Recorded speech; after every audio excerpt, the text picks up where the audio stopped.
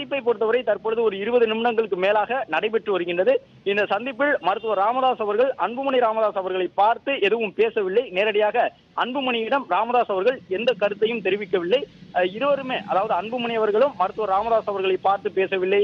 அருகில் அமர்ந்திருக்கக்கூடிய ராமதாஸ் அவர்களும் அன்புமணி அவர்களை பார்த்து பேசவில்லை. இருவருமே ஒருவருக்கொருவர் நேரடியாக பேசிக் கொள்ளவில்லை. ஆனால் அருகில் இருக்கக்கூடிய கோகாமணி உள்ளிட்ட நிர்வாகிகள் தான் ஐயா ஒத்துக்கொண்டு விட்டார், உங்களுடைய கோரிக்கை ஏற்கப்பட்டு விட்டது, முகுந்தனுக்கு உடனடியாக பதவி வழங்கவில்லை என்று ஐயா சொல்லிவிட்டார்.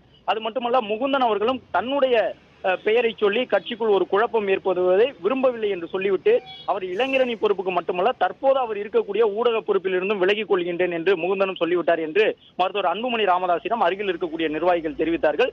அதன் பிறகு இருவருக்கும் இடையே இந்த சமரச பேச்சுவார்த்தை முடிவுக்கு வந்திருக்கின்றது. இதன் மூலமாக தற்போது கிடைத்திருக்கக்கூடிய தகவல், நேற்றைய தினம் பொதுக்குழு மூலமாக முகுந்தனுக்கு இளைஞரணி பொறுப்பு வழங்கப்படுவதாக அறிவிப்புரை வெளியிட்டிருந்த மருத்துவர் ராமதாஸ் தற்பொழுது